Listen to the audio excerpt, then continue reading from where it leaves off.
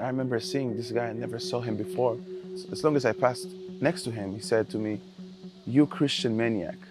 And I was 9 years old. I didn't know what is going on and why make that such an accusation, and it just really hurt my heart. So we're here at the Dead Sea today. You may think it's, well, what a beautiful location. Here we are having a great time. We just drove down from Tel Aviv to deliver some much needed goods, necessities, toys, clothes for the displaced families here from Sderot and Ashkelon, Yeah. from the areas that got hit the hardest from this horrific terror attack. And our hearts are broken. It's the least we could do. I mean, if we can't serve right now in the army, because all of our brothers Yeah. are serving right now, the least we can do is help them. We've had some pretty cool conversations with some people that are here right now. It's heavy, but It's heartbreaking to see those people right now in this, coming to the most beautiful place in the world, but could not really enjoy it because of what they experience, and they don't have even time to mourn about what happened. yeah. Wonderfully enough, we actually had people helping us because we got a massive flat tire as soon as we pulled into the place. We parked the car and then I heard that noise. I was like, what's happening? A huge rock went into the tire, and so we had people whose friends were just killed. Close family friends were just wiped out, laying on the ground for days before someone could take their bodies.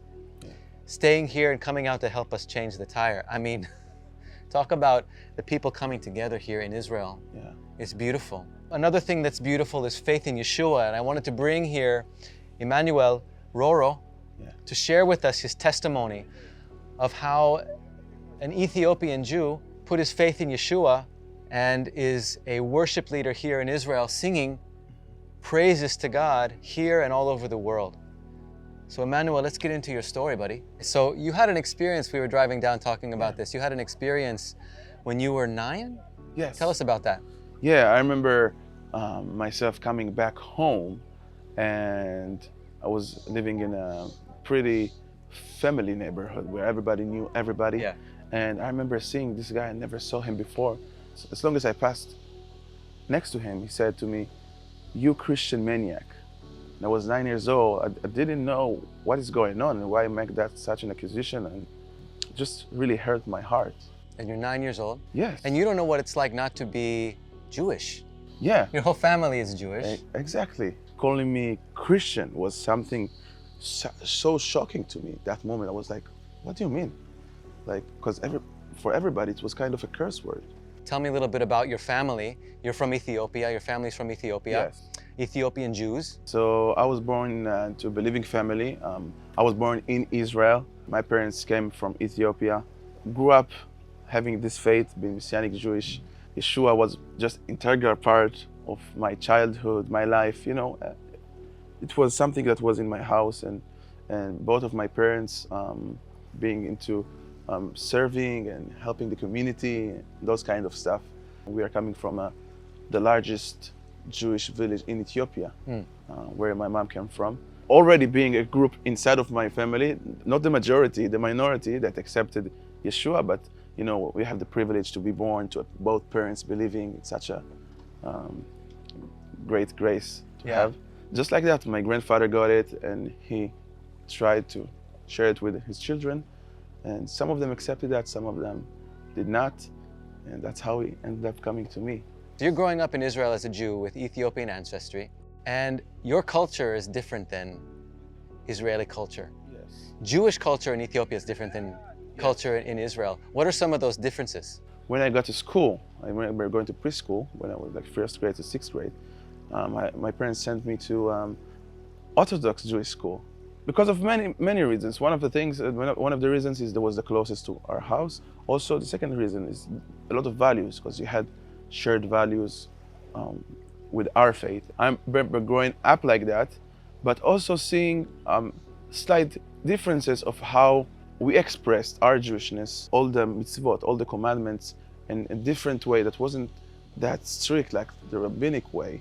I remember seeing so many extra traditions, keeping the holidays, celebrating them in a really specific and strict way that I never heard before. And why didn't you hear of that before? It's different in Ethiopia? Actually, yes. When the first Ethiopians made the Aliyah and they migrated to Israel. Actually, the rabbinic people in Israel, the Orthodox, figured out that something was missing with the Jewishness of the Ethiopians. They didn't know how it can be possible, but the Ethiopian Jews never had the oral law. So Ethiopian Jews have never heard of the oral law. Yes. In Orthodox Judaism, they say that the oral law was given to Moses on Mount Sinai and passed down immediately from generation to generation to generation, unbroken, as an legally binding authority. And Ethiopia knew nothing about it, one of the most ancient Jewish peoples. Yes. Years ago, I've seen pictures of my family. That some people came to Ethiopia and filmed when they found the Jews in Ethiopia. So they filmed some pictures, in black and white. They just saw them celebrating Passover and celebrating every feast. It wasn't dictated by the oral law how to do it. And Wow. so it just gives me a point of view like maybe it wasn't given in the Mount of Sinai. It's a great point to bring up because there are traditions. Yes. And beautiful traditions, cultural traditions. But Moses was given a written law, and everywhere in the Tanakh, when it talks about the law, it either talks directly about the written law, the book of the law, or referring to a written version of the law, not the oral Torah, that the mass amount of Ethiopian Jews were completely unaware of. Yeah. And what was for me interesting but hard to believe that happened, when they found out that they don't have this oral law, they were trying to reconvert those ones who came to Israel, those Jews that were, in my opinion, pure Jewish, that Practicing wasn't touched. pure. Yes. And now taking them and giving them this oral law and converting them. So you're growing up in this environment where you're in religious school, Yeah. Jewish religious, Orthodox religious school. You've got good values. Yeah. Of course you do. Biblical values. And yet you're feeling a little bit out of place. You're kind of not understanding what they're doing. I remember myself being in school, and since first grade, it's one of the, this is how you do it when you are Jewish culture, Jewish tradition is, since you are really young, even though you are not 13 yet and you are not on the bar mitzvah stage, you still practice and you still open up your siddur every morning and pray. Yeah. You still sing. And you worship God. Yes, everything. For me, Yeshua was part of it, and I was doing everything in the name of Yeshua, even though I was in a religious, I wasn't talking about it so much. The rabbi in my school, he was such a nice guy, but he never mentioned Yeshua. And I remember I was 8 or 9 or 10 even, and I didn't understand how he cannot mention, how he doesn't know this Yeshua. Yeah. That my parents tell me about him at home. But you wanted to tell him about Yeshua. I wanted it. So I went home, I asked my mom, there's this rabbi in school and doesn't know about Yeshua. She immediately, Childhood innocence, I love it. yeah, she called my dad, and they both came and addressed me that it wasn't a good idea to tell me about Yeshua. I never looked at Judaism separated from Yeshua. It was for me one part. As a young kid, it's something that's challenging because you ask yourself questions. How could I be born to the right belief?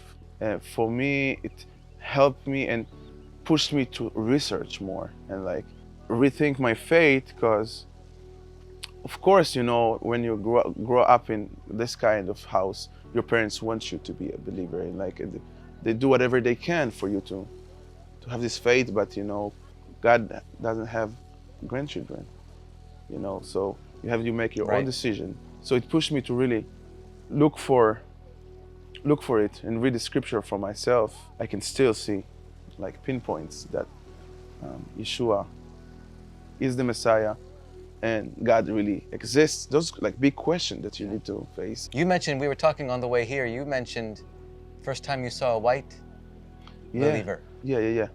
And I remember it was my congregation service. Another one believer came, and I was confused because I didn't know there are more, and also white believers. And one of the most, I think, life-changing experience I had is when I went to the first youth conference ever. And that's where I've met another youths from all over Israel. It was hundreds even, that believe they have the same faith like me. And that moment, I felt wow, I'm not the only crazy guy, So there are more people like me, and just like for me, it was, you know, if somebody's watching this and feels like he's alone, there are more people that stand together with you. So there are so many more Jewish believers in Jesus in the world than we ever thought, and you had that experience. Yeah, and actually seeing all of those, my brothers and sisters from all over the country. It was an international conference, so there were, it was the Feast of Tabernacle, so there were many nations came there, and I was walking by inside the venue, and then a group of people approached me and say, "Hey, where are you from?" And I say, "I'm from Israel." They were like, "You're from Israel?" They just showed me love. They hugged me and showed me such a great love, and I was like, wow. It clicked to me that moment. Wow, I have a family all over the world, you know? Yeah. Like, either we are Jewish or Gentiles, doesn't matter. Like, we are bound together That's with right. Yeshua. One in Messiah. Amen. And that's what's wonderful about worshiping and going to congregation here in Israel, is that you have all the nations coming together, worshiping the God of Abraham, Isaac, and Jacob in the same place. It's beautiful. I remember also one of the things that really popped up to me when I went to that youth conference, because for me it was really life-changing experience, is that I've seen the first time in my life live worship. And I remember going to that conference, seeing people playing the guitar, playing drums, playing the keyboard, singing live. I was like, and see hundreds of other people like me singing, worshiping. That experience moved something in me, and I remember just worshiping the Lord also. And I was like, wow, I won this. A few conferences later, God just blessed me so much that I could even play and sing on those conferences, and also in my local congregation, and be a blessing with this gift of worship. Amazing. You're such a wonderful singer and talented musician. Your faith in Yeshua is very strong. I think growing up as the minority of the minority of the minority in a country where traditionally faith in Jesus is rejected, it's a miracle that you can grow up in an environment like that and maintain your faith. Well, I'm happy to call you my brother. And I gotta say, you know, some people have these miraculous transformations where, like myself, an unsuspecting Jewish kid growing up in California, all of a sudden has experiences related to Jesus day in and day out. And I didn't know where it was coming from, but he was bringing me back to life, out of depression, out of suicidal thoughts. I wasn't looking for him. I wanted to die, and here he was showing up in my life, and it was this miraculous change. I was made brand new overnight. Turned me from a depressed, anxious, fearful, suicidal human being to a father, a family man, a hardworking man, a man that honors his wife. It completely transformed me. And you might say, oh, I didn't have that experience, and you know, it's not like yours. I just grew up, you know, and I just believed. But it's a miracle. It's a miracle to see somebody like you that went through what you went through, to see the differences in culture, moving around, being rejected as a youth, being exposed to this, living in a land that typically rejects Jesus, although there's so many more Jewish believers here than people imagine. And yet you still have a strong faith. You're 23 years old, and you still have a strong faith, and you're so mature in your faith already. It's a miracle. What would you like to say to people that are watching this as a word of encouragement? You know, in this world, there are many forces that gonna try to attack your identity, who you are. Some people that are really wise and intelligent will tell you that you are wrong. But this is something that is being going on through the history, through the Bible, that God chose a remnant. Always the people pushed back the prophets, pushed back the Messiah himself. We rejected him. When God light up a way and shows you something, go for it. Look for it, get in depth, and ask God to reveal himself to you. And I believe that God is going to reveal himself to you. Don't pursue intelligence. Don't try to be smart. Pursue the truth. Yeshua said, I'm the way, the truth, and the life. He's going to lead you. Just ask and come with a humble heart. And I believe that God is going to reveal himself to you. Beautiful. Thank you, brother. Can you reveal some of your amazing music to us? Absolutely. Let's do it. If you like this kind of content, give it a thumbs up. Leave a comment down for Emanuel or for myself. I'm going to leave links in the description on how you can follow him. Go check out his music, and let's see what you got, man. Let's do this.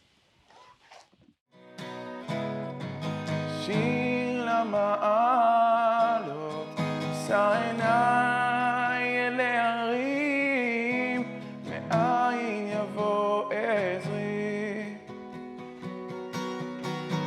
עזרי מעמה השם, עושה שמיים וארץ, אל יתן למוט רגליך, אל ינום שומרך.